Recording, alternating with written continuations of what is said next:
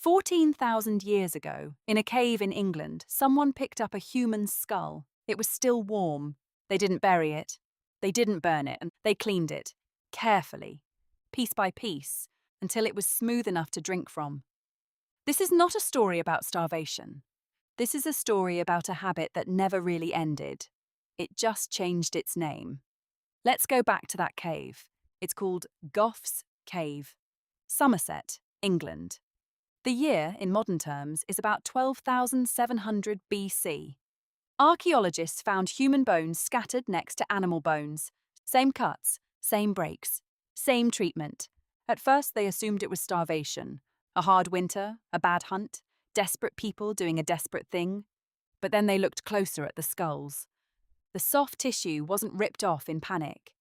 It was removed with precision, scraped clean, shaped, turned into cups.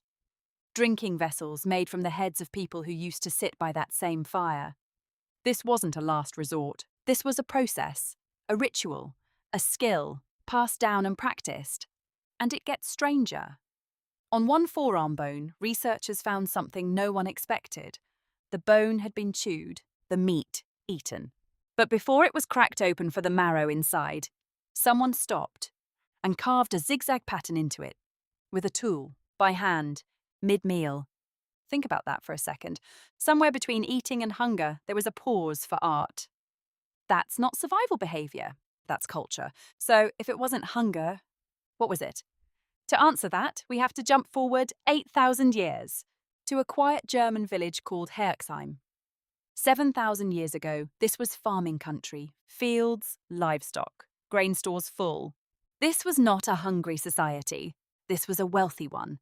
And underneath it, archaeologists found pits, filled with the remains of over 1,000 people, broken, defleshed, cracked for marrow, same treatment as the skull cups, same precision. But here's the detail that changes everything. Some of these people weren't local. Chemical analysis of their bones suggested many of them grew up eating food from regions hundreds of kilometers away. They weren't neighbors. They were brought here, from somewhere else, on purpose. A farming community with full granaries, importing people from distant lands to end up in a ritual pit. Not to survive winter, to do something else entirely. We still don't fully know what that something was. But we know this. Cannibalism in prehistory was rarely about hunger. It was about meaning. And that idea, that eating a person could mean something, didn't disappear with the Stone Age. It just got a new outfit.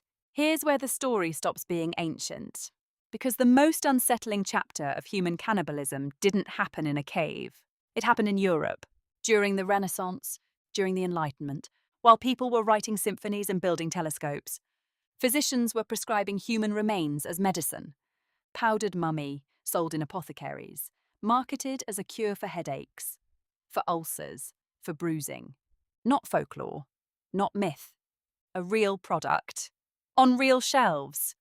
One king of France carried mummy powder on his person, every day, as protection against accidents. And it gets more personal than that. King Charles II of England had his own private recipe. He called it the King's Drops. Human skull, ground into powder, mixed into alcohol. He drank it, routinely, not in a famine, not out of desperation, as a lifestyle choice, prescribed by the medicine of his time. And this didn't fade out quietly in some distant century. Mummy remains were still listed for sale in a German medical catalogue in the 20th century. Somewhere, a great-grandparent alive today could have been born into a world where that catalogue still existed. We like to imagine cannibalism as something that happened to them, ancient, distant, primitive people. But some of it happened in powdered form, in a medicine cabinet, less than 100 years ago. So if this behaviour can survive that long, what did it leave behind? For the answer, we go to Papua New Guinea. The Four People, mid-20th century. When someone died, their family would eat them, not out of hunger, out of love. It was a mourning ritual, a way to keep a piece of the person with you. But the brain carried something deadly, a misfolded protein, a prion. And the custom had a pattern. Men rarely touched the brain. Women and children ate it. So a disease began spreading, almost exclusively, through mothers and their kids. They called it kuru, the shaking death. At its worst, it was killing 2% of the population every single year. An entire generation of women dying from an act of grief. But here's the twist that turns this into something almost impossible to believe. Some people kept eating the brains of the dead and never got sick. Scientists studied their DNA and found something that exists nowhere else on Earth. A single genetic mutation. One that appeared and spread specifically because of this epidemic. In real time. Within a few human generations. Evolution. Not over millions of years, but within living memory.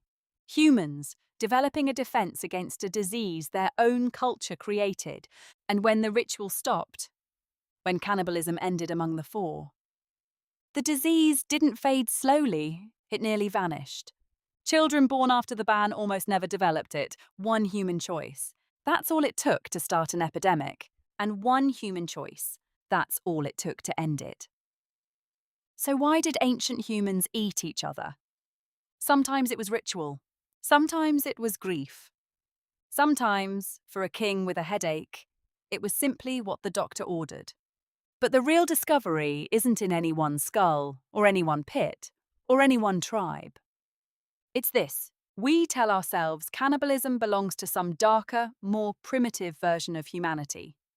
Something we grew out of. Something they did, and we don't. But it was carved into art 14,000 years ago. It was bottled and sold in the age of science. And it rewrote human DNA within living memory. The line between ancient and us is thinner than we like to admit. We didn't leave this behavior behind. We just started calling it something else.